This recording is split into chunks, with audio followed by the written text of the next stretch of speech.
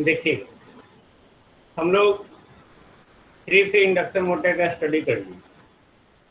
हम लोगों ने 3 फेज इंडक्शन मोटर में जो है देखा कि दो तरह का इंडक्शन मोटर है हमारा, according to the construction of rotor, जिसमें हम लोग ने बात किया कि एक हमारा हो गया स्क्वायरल केज इंडक्शन मोटर और दूसरा हो गया हमारा स्लिप रिंग इंडक्शन मोटर, है ना, जिसके कॉरस्पॉन्डिंग जो है हम लोगों ने उसके बीच में डिफरेंस भी देखा। ओके, जहाँ पे हम लोग ये देखे कि स्क्वायरल के इंडक्शन मोटर जो है वो बहुत रोबस्ट स्ट्रक्चर का, बहुत रोबस्ट स्ट्रक्चर का, यानी कि बहुत जटिल है नेचर में। ओके, और कंस्ट्रक्शन में बहुत simple as compare to SRIM। All of you know, नहीं, SRIM के कंपेयर में जो है SQIM का कंस्ट्रक्शन जो है बहुत सिंपल है। ओके, और बहुत मजबूत भी है, बहुत रोबस्ट कंडीशन में होता है, रोबस्ट नेचर का होता है। Okay, that is the SQIM। Okay, यानी कि हम लोग बोल सकते हैं कि SQIM जो है वो सस्ता है, चीपर है, लेस मेंटेनेंस है, उसमें कोई लेस मतलब मेंटेनेंस नहीं के बराबर है as compare to SRIM।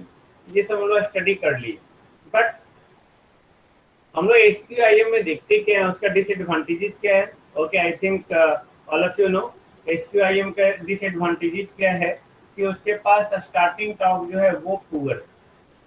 Okay, मजबूत तो है मोटर, कंस्ट्रक्शन में भी सिंपल है, सस्ता भी है, मेंटेनेंस भी उसका बहुत कम लेस है ना, एज कंपेयर टू SRIM। लेकिन इसका स्टार्टिंग टॉर्क बहुत कम है। ओके, क्यों? क्योंकि इसका जो है रोटर का रेसिस्टेंस जो है वो फिक्स है और उसका वैल्यू क्या है, कम। तो यहाँ पे हम लोग अगर SQIM में जो है स्टार्टिंग टॉर्क बढ़ाने का कोशिश करें, यानी कि to improve the starting torque of SQIM, तो हम लोग क्या करना होगा, RYX रेशियो को हाई करना होगा, यानी कि उसके लिए रोटर रेसिस्टेंस को बढ़ाना होगा। All of you agree, I hope, है ना, कि इसमें जो रोटर रेसिस्टेंस है उसके रोटर रेसिस्टेंस को बढ़ाना चाहिए फिर, बट ये डिजायरेबल नहीं है ना। ओके, कि अगर हम लोग SQIM के स्टार्टिंग टॉर्क को इम्प्रूव करना चाहें जो पुअर है, जिसका वैल्यू कम है, तो उस कंडीशन में अगर हम लोग उसको इम्प्रूव तभी कर सकते हैं जब रोटर रेसिस्टेंस को हम लोग बढ़ा सके। तो रोटर रेसिस्टेंस बढ़ाने के लिए हम लोग क्या करना होगा, ओके, कि जैसे ही रोटर रेसिस्टेंस अगर हमारा बढ़ा तो सबसे पहले हम लोग ये देख रहे हैं कि ये डिजायरेबल है या नहीं। ओके, तो ये डिजायरेबल नहीं है, क्यों? क्योंकि अगर आपका रोटर रेसिस्टेंस बढ़ा तो उसके कॉरस्पॉन्डिंग कॉपर लॉस भी बढ़ेगा। फॉलो सुनो, है ना, रेसिस्टेंस बढ़ेगा तो कॉपर लॉस भी बढ़ेगा, कॉपर लॉस बढ़ जाएगा तो उसके कॉरस्पॉन्डिंग जो है इफिशियंसी आपका घट जाएगा, corresponding to the rotor resistance with the increased value. यानी कि रोटर रेसिस्टेंस का जितना ज्यादा वैल्यू आप बढ़ाएंगे उसके कॉरस्पॉन्डिंग आपका लॉसेस बढ़ेगा, और उसी के कॉरस्पॉन्डिंग क्या हो जाएगा, आपका इफिशियंसी घट जाएगा। तो रोटर रेसिस्टेंस को अगर हम लोग बढ़ाए SQIM में, okay, just to improve the starting torque, then उसकी इफिशियंसी क्या हो जा रही है, घट जा रही है। देन हम लोग ये नहीं कर सकते। तो स्क्वायरल के रोटर के साथ ये डिफिकल्टी है ना। डिफिकल्टी ये है कि वहाँ पे जो रोटर बार है वो परमानेंटली फिक्स्ड है, परमानेंटली शॉर्ट सर्किटेड है। ओके, तो परमानेंटली शॉर्ट सर्किटेड है तो वहां पे किसी तरह का एक्सटर्नल रेसिस्टेंस क्यों नहीं लगा सकते, नहीं, ऑल ऑफ यू एग्री, नहीं, तो वहां पे किसी तरह का एक्सटर्नल रेसिस्टेंस नहीं लगा सकते, बिकॉज वो क्या है, कंप्लीटली आपका शॉर्ट सर्किट है। जब वो कंप्लीटली शॉर्ट सर्किट है तो जब कोई एक्सटर्नल रेसिस्टेंस लगा ही नहीं सकते हैं, तो हम लोग यहाँ पे क्या कर सकते हैं, यानी कि एक्सटर्नल रेसिस्टेंस लगाने में लगे टेम्पररी, रोटर रेजिस्टेंस तो कम होना ही चाहिए, है ना। अंडर रनिंग कंडीशन मैंने बात किया था आपको, मैंने बताया था कि under running condition rotor resistance should be low, but at starting जो है रोटर रेजिस्टेंस का वैल्यू हाई होना चाहिए। एक आने के SRIM में जो है हम लोग इनिशियली में हाई रेजिस्टेंस प्रोवाइड करते हैं और धीरे धीरे उसको कट करके लो कर देते हैं। तो हाई रखने का मतलब क्या है कि स्टार्टिंग टॉर्क उसका क्या हो जाता है, ज्यादा हो जाता है। और रनिंग कंडीशन जैसे ही पहुंचता है, जैसे जैसे स्पीड गेन करता है, वैसे वैसे जो है रोटर रेसिस्टेंस को कट कर लेते हैं और लो वैल्यू तक ले आते हैं, सो दैट की वो उसका एफिशिएंसी भी मेंटेन रहे, है ना। तो यहाँ पे SQIM का कंस्ट्रक्शन रोबस्ट है, सिंपल है नेचर से, रोबस्ट नेचर है, कंस्ट्रक्शन सिंपल है, मेंटेनेंस लेस है, चीपर है, बट उसका एक डिसएडवांटेज जो पुअर स्टार्टिंग टॉर्क है, इसी कारण से उसको ज़्यादा इस्तेमाल नहीं कर पाते। तो इसके इसी ड्रॉबैक को हम लोग रिमूव करने के लिए, कंपनसेट करने के लिए हम लोग क्या करते हैं, रोटर सर्किट का एक नया डिजाइन करते हैं। नया डिजाइन में हमारा जो है एक ये है double cage rotor induction motor, और दूसरा हमारा है deep bar cage rotor motor. Okay, हम लोग को जो पढ़ना है डिटेल में डबल केज इंडक्शन मोटर पढ़ना है। ओके, तो हम लोग डबल केज इंडक्शन मोटर पढ़ना है। अभी इंट्रोडक्शन था कि हम लोग डबल केज इंडक्शन मोटर को क्यों इंट्रोड्यूस कर रहे हैं, बिकॉज स्क्वायरल के इंडक्शन मोटर जो है हमारा, okay, they have very robust in nature, simple in construction, okay, less maintenance, okay, but due to low resistance जो है उसका पुअर स्टार्टिंग टॉर्क हो जा रहा है। तो यही कारण है कि हम लोग को डबल स्क्वायरल के इंडक्शन मोटर को इंट्रोड्यूस करना पड़ा, सो डैट कि उसका कंस्ट्रक्शन भी जटिल हो, सब चीज हो। ओके, और यहाँ पे जो स्क्वायरल के इंडक्शन मोटर जो सिंगल स्क्वायरल के इंडक्शन मोटर और डबल की मोटर जो है उसके कंपेयर में इसका कॉस्टिंग नियर अबाउट मात्र 20 से 30% कॉस्टिंग ज्यादा होता है। तो हम लोग क्यों ना डबल के ही बना ले, सो डैट कि डबल के इंडक्शन मोटर करता क्या है, ओके, वो इनिशियली इसको हाई रेसिस्टेंस प्रोवाइड करता है, यानी कि जैसे हाई रेसिस्टेंस प्रोवाइड किया तो RYX रेशियो बढ़ गया, RYX रेशियो बढ़ जाएगा तो उसके कॉरस्पॉन्डिंग जो स्टार्टिंग टॉर्क बढ़ जाएगा, और स्टार्टिंग टॉर्क बढ़ जाएगा तो उसके कॉरस्पॉन्डिंग हम लोग का जो मोटो था स्क्वायरल के इंडक्शन मोटर का वो दूर हो गया, और उसके बाद रनिंग कंडीशन में भी इसका रेजिस्टेंस जो है कम हो जाता है। ओके, कम हो जाता है तो हमारा रनिंग कंडीशन में RYX रेशियो कम होना चाहिए, R एक्चुअली कम होना चाहिए, सो दैट कि कॉपर लॉस हमारा कम हो और एफिशिएंसी हमारा क्या हो, इम्प्रूव हो जाए। तो इसके लिए हम लोग क्या करते हैं, रोटर को न्यू डिजाइन करते हैं। ओके, रोटर को न्यू डिजाइन करते हैं, तो रोटर और फिर डबल स्क्वायरल के इंडक्शन मोटर में दो इंडिपेंडेंट केस देते हैं, दो इंडिपेंडेंट, यानी कि दोनों के एक दूसरे से कोई मतलब नहीं। ओके, सेम रोटर पे, ये देखो आपका सेम रोटर है। ओके, इसमें आपको जो दिख रहा है ये आपका है आउटर केज, जिसको हम ब्लू से दिखा रहे हैं, ये आउटर केज है। ओके, और ये इनर केज है, आई, ये आउटर। ओके, तो दोनों केज जो है वो इंडिपेंडेंट है ना। मतलब पहले ही क्वेश्चन पूछ देंगे भाई, पहले देखो तो क्या है। ओके, रेसिस्टेंस कम करने के लिए हम मटेरियल चेंज कर देंगे, और क्या करेंगे बढ़ाने के लिए, हम लोग रेड कॉपर इस्तेमाल कर लेंगे, उसका रेसिस्टेंस कम होता है, और हम उसकी जगह पे जो है ब्रॉन्ज इस्तेमाल कर लेंगे, ये सब का रेसिस्टेंस ज्यादा होता है, दिखाएंगे अभी हम, डोंट वरी। तो हमने यहाँ पे जो है दो इंडिपेंडेंट केस का इस्तेमाल किए सेम रोटर पे, है ना, सेम रोटर पे, यानी कि रोटर को इस तरह से डिजाइन किया गया है सो दैट कि इंडक्शन मोटर जो वर्क करे वो ग्रेट एडवांटेज के साथ वर्क करे। ग्रेट एडवांटेज क्या स्टार्टिंग में जो है उसके पास हाई रेसिस्टेंस हो, और अंडर रनिंग कंडीशन जो रोटर सर्किट के पास हो वो क्या हो, लो रेसिस्टेंस हो, है ना। क्यों, क्योंकि करस्पॉन्डिंग टू हाई रेसिस्टेंस जो है स्टार्टिंग में हम लोग को स्टार्टिंग टॉर्क हाई मिल जाएगा, और रनिंग कंडीशन में रोटर रेजिस्टेंस का लो होने का मतलब क्या, उसका एफिशिएंसी इंप्रूव हो जाएगा। क्लियर है, यानी कि हम लोग दोनों चीज यहाँ पे इंप्रूव कर लिए, स्टार्टिंग टॉर्क को भी इंप्रूव कर लिया और एफिशिएंसी को भी इंप्रूव कर लिया। ओके, जो हमारा सिंगल या स्क्वायरल के इंडक्शन मोटर में नहीं था। तो from the construction point of view से आप देखेंगे कि जो double cage squirrel cage motor है, ओके, उसके पास जो रोटर है उसके पास दो रोटर बार है। ओके, दो रोटर बार है, एक दोनों वो लिखे हुए हैं, एक यहाँ पे इंसर्टेड और दूसरा जहां आई लिखे हुए हैं यहाँ पे inserted.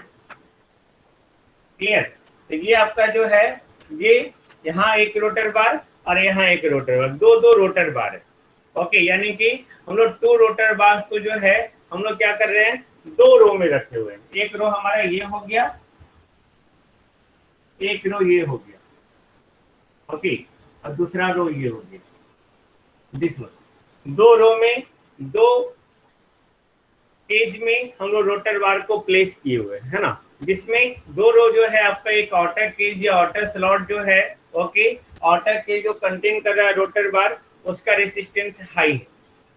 Outer cage high resistance, okay, high resistance और लो रिएक्टेंस है। वही अगर इनर स्लॉट की हम लोग बात करें आई का, इसमें जो है लो रेसिस्टेंस और हाई रिएक्टेंस है। उसके लिए हम लोग क्या करते हैं, रोटर को इस तरह से डिजाइन करते हैं, ओके, सो डैट कि आपका सोचो रेसिस्टेंस ज्यादा, तो रेसिस्टेंस ज्यादा यहाँ पे, यहाँ रेसिस्टेंस ज्यादा कब होगा, जब R equal to rho L by A है, तो इसका जो केस का क्रॉस सेक्शनल एरिया हो वो क्या होना चाहिए, कम होना चाहिए। तो इसका आउटर केस का जो क्रॉस सेक्शनल एरिया होता है वो हमारा क्या होता है, कम होता है। तो इससे हम लोग जो है as compare to inner, inner का क्रॉस सेक्शनल एरिया क्या होगा, ज्यादा होगा। तो इनर का क्रॉस सेक्शनल एरिया ज्यादा होगा तो R equal to rho L by A, जब क्रॉस सेक्शनल एरिया बढ़ जाता है रेसिस्टेंस क्या हो जाएगा, घट जाएगा। नहीं, साथ साथ जो है हम लोग ऐसा मटेरियल का इस्तेमाल करते हैं, ओके, इनर केज, चलते इनर केज लिखे हैं वहाँ, वो लिखे नहीं बाबू, ये सारा इनर केज है, ये वो है, ये वो है, ये है, ये है, ये सारा वो ही है, इसको है तो यहाँ, है ना, ओके, दो डिफरेंट रो में है हमारा, ओके। तो हम लोग पहले तो रोटर बार का जो केज है जहां पर रोटर बार को प्लेस करेंगे, ओके, लो रेसिस्टेंस के लिए क्रॉस सेक्शनल एरिया ज्यादा, तो लो किसको रख रहे हैं, इनर केज। अच्छा, इनर केज उल्टा लिख दिए क्या, ओके सॉरी, थैंक यू, ये इनर केज है ना, ये इनर केज, हाँ हाँ ठीक ठीक, ओके। इनर केज जो है, ओके, उसका क्रॉस सेक्शनल एरिया हम लोग क्या करेंगे, ज्यादा रखेंगे, सो दैट कि हमारा रेजिस्टेंस कम हो, और आउटर केज का क्रॉस सेक्शन एरिया कम रखेंगे सो दैट कि रेजिस्टेंस हमारा क्या हो, ज्यादा हो। और इस तरह से जो है हम लोग आउटर केज में जो हम लोग पाते हैं कि वहाँ पे आर वाई एक्स रेशियो ज्यादा हो जाता है, और इनर केज में जो पाते हैं वहाँ पे आर वाई एक्स रेशियो क्या होगा, कम होगा। अब यहाँ पे जो आउटर केज रोटर बार है, okay, outer cage rotor bar को हम लोग जनरली जो बनाते हैं वो मैग्नीज का बनाते हैं, मैग्नीज, ब्रास, और इनर केज का जो मटेरियल हमारा होता है वो रेड कॉपर होता है, क्लियर है ना। तो ये कंस्ट्रक्शन हुआ हमारा। अब हम लोग वर्किंग बात करेंगे, working of double cage induction motor. तो एट स्टार्टिंग जैसे हम लोग मोटर को स्टार्ट किए, ओके, जैसे जैसे हम लोग मोटर को स्टार्ट किए एट स्टैंड स्टिल, स्टार्टिंग यानी कि stand still condition, all of you know, नहीं, स्टैंड स्टिल कंडीशन यानी कि एस इक्वल टू 1, तो उस समय जो रोटर का फ्रीक्वेंसी होगा F R equal to S F, वो बहुत ज्यादा हाई होगा। क्यों, बिकॉज एस इक्वल टू 1, तो उसका फ्रीक्वेंसी जो है वो सप्लाई फ्रीक्वेंसी और स्टेटर फ्रीक्वेंसी के बराबर होगा, जस्ट टेल मी, है ना। तो वहाँ पे उस कंडीशन में जो है आपका स्टैंड स्टिल कंडीशन या स्टार्टिंग कंडीशन में जो फ्रीक्वेंसी है इंड्यूस्ड ईएमएफ का या रोटर करंट का, वो आपका क्या है, हाई स्लिप के कारण जो है उसका फ्रीक्वेंसी बहुत ज्यादा हाई है, okay, just because at starting जो है एस इक्वल टू 1 होता है, तो एस इक्वल टू 1 होने का इसका जो फ्रीक्वेंसी होगा एक्चुअली वो सप्लाई फ्रीक्वेंसी और स्टेटर फ्रीक्वेंसी के बराबर होगा। I think all of you got it, है ना। तो एट स्टार्टिंग जो है जो रोटर करंट है उसका सेम फ्रीक्वेंसी होगा सप्लाई फ्रीक्वेंसी का, क्लियर है। रोटर का फ्रीक्वेंसी यानी कि रोटर करंट का फ्रीक्वेंसी या इंड्यूस्ड ईएमएफ का फ्रीक्वेंसी, सारे का फ्रीक्वेंसी हमारा क्या होगा, सेम सेम होगा। जब फ्रीक्वेंसी हमारा सप्लाई फ्रीक्वेंसी के साथ है तो यहाँ पे रिएक्टेंस जो है, ओके, इनर केस का, ओके, शुरू में इनर केस का जो रिएक्टेंस है XL equal to 2 pi FL, okay, तो उसका रिएक्टेंस क्या हो जाएगा, फ्रीक्वेंसी हाई होने के कारण एक्सएल हमारा क्या हो जाएगा, हाई हो जाएगा। एट स्टार्टिंग जो है हम यहाँ पे देख क्या रहे हैं कि इनर केस का जो है लीकेज रिएक्टेंस आपका वो हाई हो जाएगा, जिसके चलते जो है total impedance R plus JX, okay, इसका वैल्यू जो है वो हाई हो जाएगा, किसके कारण, एक्स के हाई होने के कारण, आर के हाई होने के कारण, आर के लो होने के कारण नहीं, आर तो हमारा लो बनाए हुए हैं, इसका मटेरियल जो ब्रास या मैग्नीज का लिए हुए हैं, या हम इसका क्रॉस सेक्शन एरिया जो ज्यादा बनाए हुए उसके लिए आर हमारा लो है। But at standard still condition जब हम लोग टॉर्क स्पीड कैरेक्टरिस्टिक्स का स्टडी करते हैं तो आपको याद होगा कि हम लोग स्लिप के कॉरस्पॉन्डिंग वर्क करते हैं और उसको 3 रीजन में बांटते हैं ना, ओके, लो, मीडियम, हाई, इस तरह से। तो यहाँ पे इसका स्लिप का वैल्यू बहुत ज्यादा हाई है बिकॉज ये स्टार्ट ही हो रहा है, उस कंडीशन में इसका वैल्यू बहुत ज्यादा हाई होने के कारण जो है जेड का वैल्यू जो है बहुत ज्यादा हाई हो जाता है। तो एट स्टार्टिंग जो है maximum most of the current, मतलब टोटल नहीं बोल रहा हूँ मैं ना, ऑलमोस्ट जो करंट है, मैक्सिमम करंट जो है वो किसके थ्रू पास हो जाएगा, आउटर केस के through, okay, in spite of large resistance, high resistance होने के बावजूद, ओके, हाई रेसिस्टेंस होने के बावजूद जो है ये जो लो एक्स का वैल्यू है फ्रीक्वेंसी, ओके, यहाँ पे ये जो लो एक्स है हाई रेसिस्टेंस होने के बावजूद जो है ये क्या होगा, इसका इम्पीडेंस जो है as compare to inner case जो है उसका कम होगा।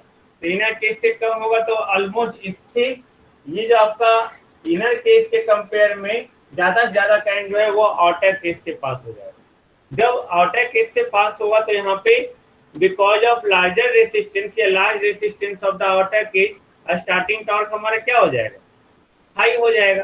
नहीं, स्टार्टिंग टॉर्क हाई हो जाएगा, साथ साथ जो है करंट आउटर केस को इफेक्ट भी नहीं करेगा, आउटर केस को किसी तरह का इफेक्ट नहीं करेगा। कहने का सेंस ये है कि लार्ज रेसिस्टेंस होने के कारण जो है स्टार्टिंग टॉर्क उसका क्या हो गया, हाई हो गया, और उसका करंट जो है आउटर केस को ज्यादा इफेक्टेड भी नहीं करेगा बिकॉज ऑफ लो रिएक्टेंस, इसका रिएक्टेंस का वैल्यू क्या है, कम है ना। तो लो रिएक्टेंस होने के कारण जो है इसको ये करंट ज्यादा इफेक्टेड भी नहीं होगा। अब जैसे जैसे मोटर स्पीड गेन करेगा, जैसे जैसे मोटर का स्पीड बढ़ेगा वैसे वैसे स्लिप क्या होगा, स्लिप वैसे वैसे घटेगा, नहीं, slip inversely proportional to speed is equal to ns minus nr by ns। तो जैसे जैसे मोटर का स्पीड बढ़ेगा वैसे वैसे स्लिप हमारा क्या होगा, घटेगा। तो वैसे वैसे रोटर का फ्रीक्वेंसी भी घटेगा, ओके। तो जैसे जैसे रोटर का फ्रीक्वेंसी घटेगा वैसे वैसे इनर केस का रिएक्टेंस भी घटेगा, गॉट इट। शुरू में हमारा फ्रीक्वेंसी ज्यादा था तो हाई रिएक्टेंस हो गया, है ना।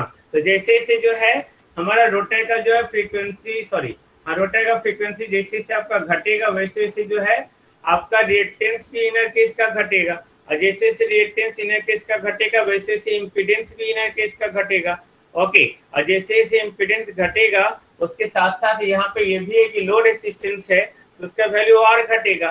तो ऑलमोस्ट जो करंट है वो अब कहाँ शिफ्ट हो जाएगा, इनर केस की ओर, यानी कि जो मोस्ट ऑफ द करंट है वो अब किधर से फ्लो करेगा, इनर केस की ओर। तो यहाँ पे हम लोग ये देखते क्या है कि because of low resistance of the inner cage, okay, जो रोटर का कॉपर लॉस होगा वो क्या होगा, कम होगा। कॉपर लॉस को रिएक्टेंस से कोई मतलब नहीं है ना। तो यहाँ पे आप ये देख रहे हैं कि अंडर रनिंग कंडीशन जो है वो इनर केस के साथ रन कर रहा है, ऑलमोस्ट करंट मैक्सिमम, ऐसा नहीं कि आउटर केस के साथ रन नहीं कर रहा है, आउटर केस के भी थ्रू करंट फ्लो कर रहा है, बट इनर केस के थ्रू क्या हो रहा है, ज्यादा से ज्यादा करंट फ्लो कर रहा है। तो यहाँ पे आप देख रहे हैं कि लो रेसिस्टेंस के साथ है तो कॉपर लॉस भी हमारा कम होगा, कॉपर लॉस कम होगा तो एफिशिएंसी इसका क्या होगा, ज्यादा होगा। क्लियर है ना। अब अंडर रनिंग कंडीशन, यानी कि रनिंग कंडीशन में जो है, यानी कि रेटेड स्पीड पर, ओके, जो फ्रीक्वेंसी होगा रोटर ईएमएफ का वो क्या होगा, बिकम्स सो लो, उसका वैल्यू बहुत बहुत बहुत बहुत घट जाएगा। जब उसका वैल्यू फ्रीक्वेंसी का बहुत घट जाएगा, ओके, तो दोनों का रिएक्टेंस नियर अबाउट क्या हो जाएगा, नेग्लिजिबल हो जाएगा, क्योंकि x equal to 2 pi FL है तो f का वैल्यू तो हमारा बहुत कम है, f का वैल्यू बहुत कम है तो हम लोग वहाँ पे जो दोनों केज है दोनों केज का रिएक्टेंस क्या हो जाएगा, नेग्लिजिबल हो जाएगा। तो इस तरह से दोनों केज जो है वो कनेक्टेड है या कनेक्ट हुआ है इन पैरेलल, दोनों पैरेलल। हम लोग ये क्या बोलते हैं क्या कि जैसे रिएक्टेंस हमारा नेग्लेक्ट हो गया, नेग्लिजिबल हो गया just because of low reactance. Low reactance क्यों हुआ, because of very low frequency. आप देख रहे हैं कि सप्लाई फ्रीक्वेंसी 50 हर्ट्ज देंगे तो रोटर का frequency 1.5 hertz, 2 hertz, according to the slip, according to the load होगा, है ना। तो यहाँ पे आप देखते हैं क्या है कि जो दोनों केज है वो कनेक्टेड है, ओके, इन पैरेलल, यानी कि जो कंबाइंड अब रेसिस्टेंस होगा इनर केस का आउटर केस का वो क्या हो जाएगा, लो होगा। क्यों? जब दोनों पैरेलल में कनेक्टेड होगा, यानी कि पैरेलल में कनेक्टेड होने के कारण जो है दोनों आपका क्या होगा, रेसिस्टेंस, ओके, पैरेलल में, क्योंकि ये पहले से इसका लो रेसिस्टेंस है और इसका रेजिस्टेंस हाई है, जब दोनों पैरेलल में होगा तो पैरेलल का इक्विवेलेंट जो होगा लो से और कम होगा, है ना। ऑफ कोर्स अगर 2 ओम 4 ओम जो हम लोग पैरेलल में कनेक्ट करेंगे तो उसका इक्विवेलेंट जो है 2 ओम से कम होगा, है ना। 1 ओम 100 ओम को पैरेलल में कनेक्ट करें तो 1 ओम से कम होगा, ओके। तो यहाँ पे कम रेसिस्टेंस के साथ यानी कि कंबाइंड रेसिस्टेंस उसका क्या हो जाएगा, लो हो जाएगा। तो इस तरह से जो है हम लोग यहाँ पे देख सकते हैं कि जो इसका टॉर्क स्पीड कैरेक्टरिस्टिक्स है, ओके, टॉर्क स्पीड कैरेक्टरिस्टिक्स है डबल स्पाइरल के इंडक्शन मोटर का, वो इनिशियली गुड स्टार्टिंग टॉर्क दे रहा है, इसके कारण corresponding to high resistance or high RYX ratio of outer cage, high RYX ratio of the outer cage, और ये रनिंग टॉर्क भी जो है गुड दे रहा है with the good efficiency corresponding to the low resistance और low RYX ratio of the inner cage। Clear है? Okay, अब हम अगर इसका जो है टॉर्क स्पीड कैरेक्टरिस्टिक्स देखना चाहें, अगर हम लोग टॉर्क स्पीड कैरेक्टरिस्टिक्स देखना चाहें इसका,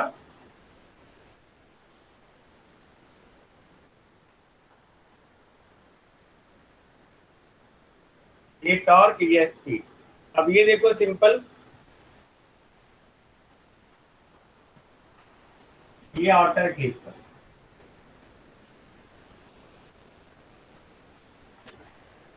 आउटर केस, ये इनर केस पर,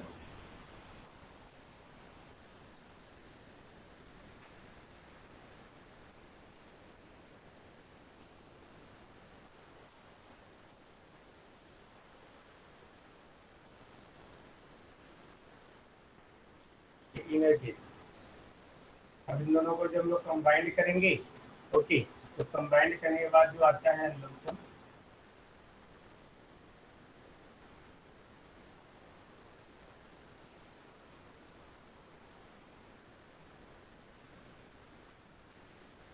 डबल,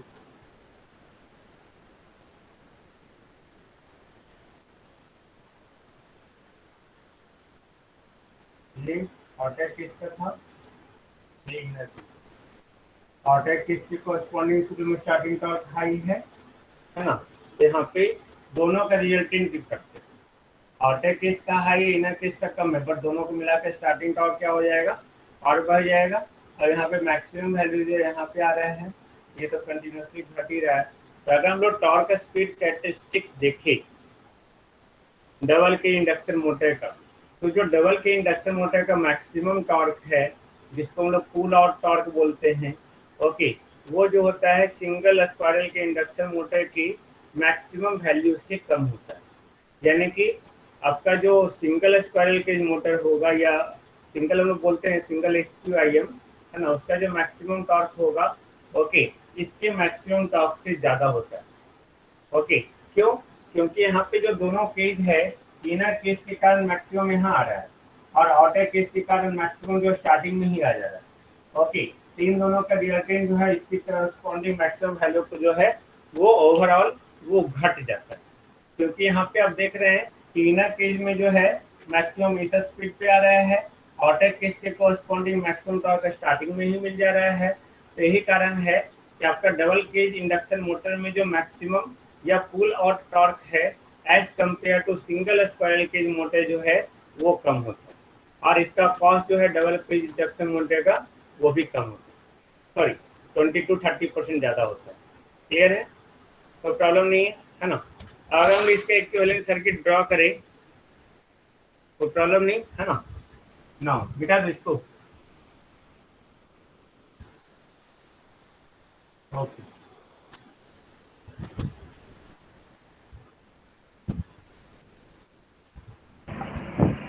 सर, हाँ बोलो। सर आप बताए थे ना कि शुरू में सर जो इम्पिडेंस होता है सर वो इनर केज का ज्यादा होता है और आउटर केज का कम होता है सर। तो सर वहाँ एक्सेल का सर जो रोल बताए थे ना सर, वो थोड़ा सा फिर से बता दीजिए। तो वहाँ सर बोले कि करंट केज ज्यादा हार्म नहीं होगा क्या, तो बोले थे सर, उस समय थोड़ा सा डिस्टर्बेंस हो गया। जेड इक्वल टू जो है आर प्लस जे एक्स है ना। Yes sir. तो यहाँ पे एक्चुअली क्या हो रहा है, सिंपल इनिशियली जो है आपका ऑर्डर केस पे जो है, ओके, रेसिस्टेंस हमारा, ओके, आर हाई है, ओके, यस एफ सर। लो है। लेकिन इनिशियली जो है आउटर केस के थ्रू ऑलमोस्ट करंट जाने का मतलब क्या है कि ये आउटर हो गया आपका, ये inner, R plus G F.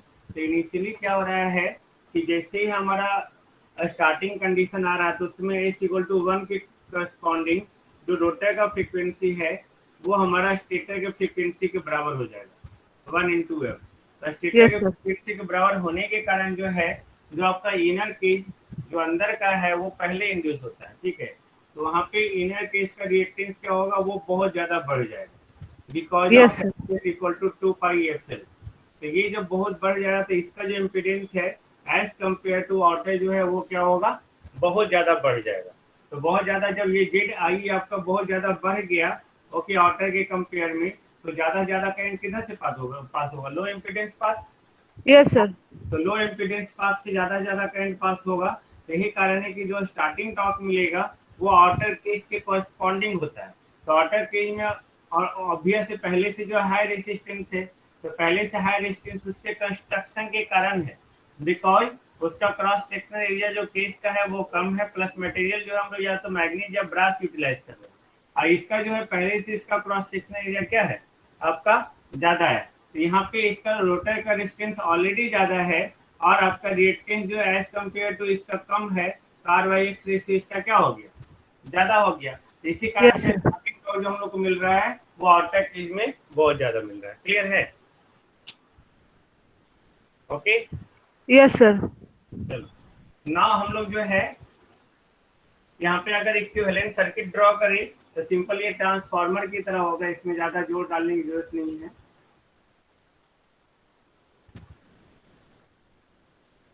R1 X1,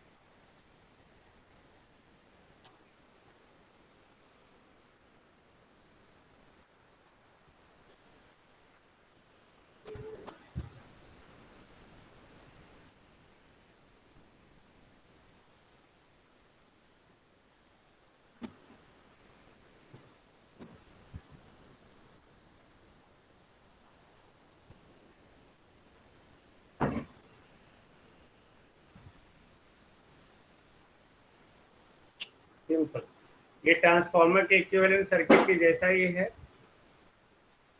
okay,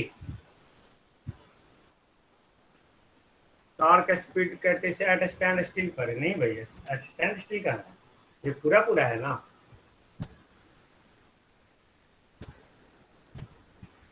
ये एस इक्वल टू 1 से, ये एस इक्वल टू 0।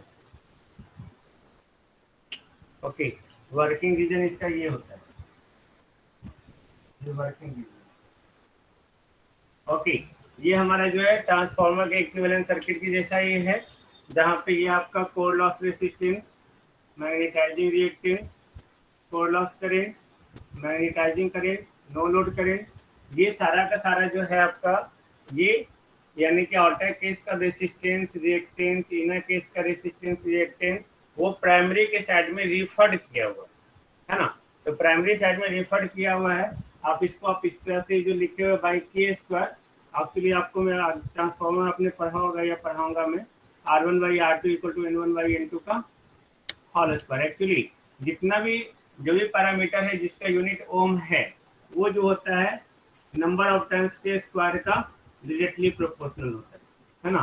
तो यहाँ पे के हमारा ट्रांसफॉर्मेशन रेशियो है, तो K equal to into by N one, और उसके अकॉर्डिंग जो हम इसको क्या करते हैं इधर एक तरफ प्रिफर कर देते हैं। That is the equivalent circuit of the double cage induction motor. Clear है ना। ये आपका डबल के इंडक्शन मोटर था आपका, इसमें ज़्यादा इससे ज़्यादा स्टडी नहीं करना।